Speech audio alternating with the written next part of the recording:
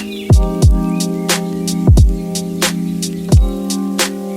Friends, welcome to my channel. நம்ம இன்றைக்கி என்ன பார்க்க போகிறோன்னா கருணக்கிழங்கு வறுவல் தான். இந்த மெத்தடில் வந்து ட்ரை பண்ணி பாருங்கள். ரொம்பவே வந்து டேஸ்ட்டாக இருக்கும்.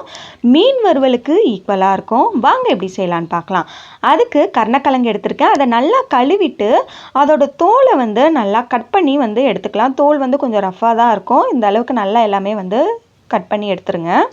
எடுத்த பிறகு அதை பாதியாக கட் பண்ணிவிட்டு மெலிஸ் துண்டுகளாக வந்து கட் பண்ணி எடுத்துக்கலாம். அப்போ தான் நம்ம வந்து வறுக்கும்போது ரொம்பவே வந்து நல்லாயிருக்கும்.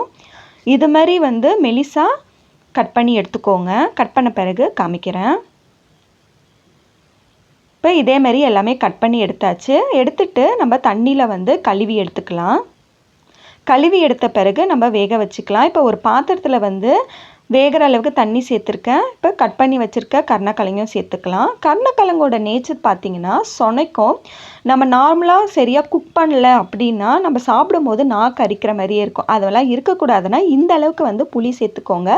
அப்படி இல்லைன்னா கொஞ்சமாக வந்து புளி தண்ணி சேர்த்துக்கோங்க. அந்த சொனைப்பு தன்மையை வந்து எடுத்துரும். இது கூட 1/2 டேபிள் ஸ்பூன் மஞ்சத்தூள், கொஞ்சமாக வந்து கல்லுப்பு சேர்த்துக்கிறேன். அப்போ தான் வேகும்போது உப்பெல்லாம் வந்து நல்லா இறங்கி நல்லாயிருக்கும். இப்போ ஒரு 1/4 மணி நேரம் வந்து நல்லா வேக விட்டுடலாம். 1/4 மணி நேரம் வந்து நல்லா வேகணும். வெந்த பிறகு நம்ம ஸ்டவ் ஆஃப் பண்ணிக்கலாம்.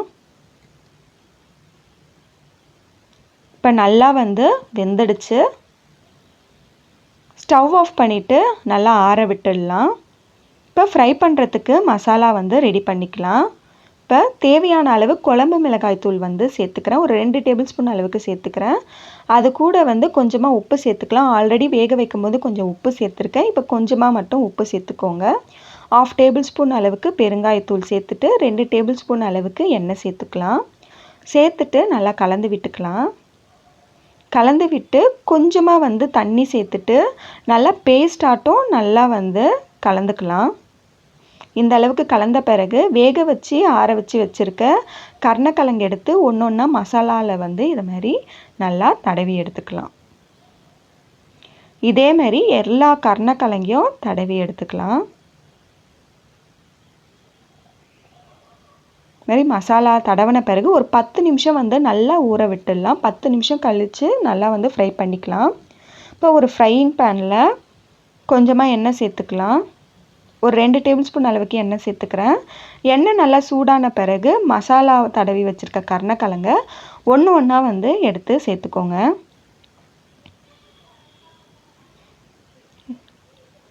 எல்லாமே சேர்த்த பிறகு கொஞ்சமாக வந்து கருவேப்பிலை வந்து சேர்த்துக்கலாம். உங்களுக்கு வந்து வாசனை வந்து ரொம்பவே சூப்பராக இருக்கும் ஃப்ரை பண்ணும்போது. இது வந்து ஒரு பக்கம் வந்து நல்லா வேகட்டும். நல்லா வெந்த பிறகு இன்னொரு சைடு வந்து திருப்பி போட்டு நல்லா ஃப்ரை பண்ணி எடுத்துக்கலாம். இப்போ இதே மாதிரி இன்னொரு சைடும் வந்து திருப்பி போட்டு நல்லா வேக வச்சுக்கலாம். கொஞ்சம் மீடியம் ஃப்ளேமில் வச்சே நல்லா வந்து ஃப்ரை பண்ண விடுங்க. சூப்பராக வந்து ஃப்ரை ஆகி வரும். இப்போ எல்லாமே வந்து சூப்பராக ஃப்ரை ஆகிடுச்சு. இப்போ எடுத்துடலாம்.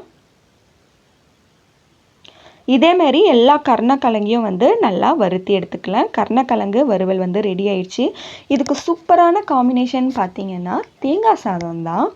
வாங்க எப்படி செய்யலான்னு பார்க்கலாம். அதுக்கு ஒரு கடாயில் வந்து எண்ணெய் சேர்த்துக்கலாம். அது கூட கடுகு பொரிஞ்ச பிறகு உளுத்தம்பருப்பு, கடலைப்பருப்பு, காஞ்ச மிளகா, கருவேப்பிலை இதெல்லாம் சேர்த்துட்டு நல்லா பொரிஞ்ச பிறகு ஒரு வெங்காயம் வந்து சேர்த்துக்கலாம். சேர்த்துட்டு நல்லா வதக்கி விட்டுக்கலாம். இது கூடவே கொஞ்சமாக வந்து உப்பு சேர்த்துக்கிறேன்.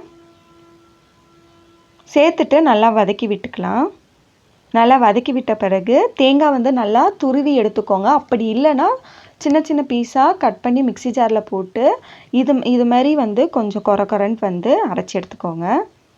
எடுத்துகிட்டு அதையும் ஒரு நிமிஷம் நல்லா ஃப்ரை பண்ணி எடுத்த பிறகு சாதம் வந்து வேக வச்சு வடித்து ஆற வச்சு எடுத்துருக்கேன். சாதத்தையும் ஆட் பண்ணிக்கலாம். ஆட் பண்ணிவிட்டு ஒரு 2 நிமிஷம் வந்து லோ ஃப்ளேமில் வச்சு நல்லா வந்து கலந்து விட்டு இறக்குனிங்கன்னா சுவையான தேங்காய் சாதமாக வந்து ரெடி ஆயிடுச்சு.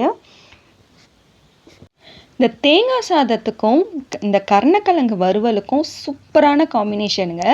ஒரு வாட்டி செஞ்சு சாப்பிட்டு பாருங்கள், கண்டிப்பாக வந்து விடவே மாட்டீங்க. சிம்பிளான லஞ்ச் பாக்ஸ் ரெசிப்பியும் வந்து உங்களுக்கு ரெடி ஆயிடுச்சு. இதே மாதிரி நீங்களும் ட்ரை பண்ணி பாருங்கள். ட்ரை பண்ணி பார்த்துட்டு எப்படி இருக்குன்னு மறக்காமல் சொல்லுங்கள். சொல்லிவிட்டு இதே மாதிரி லஞ்ச் பாக்ஸ் ரெசிபிஸ் வேணும்னா கண்டிப்பாக வந்து கமெண்ட் செக்ஷனில் கமெண்ட் பண்ணுங்கள். நம்ம சேனலை சப்ஸ்கிரைப் பண்ணாதவங்க சப்ஸ்கிரைப் பண்ணிவிடுங்க. இன்னொரு வீடியோவில் பார்க்கலாம். தேங்க்ஸ் ஃபார் வாட்சிங்.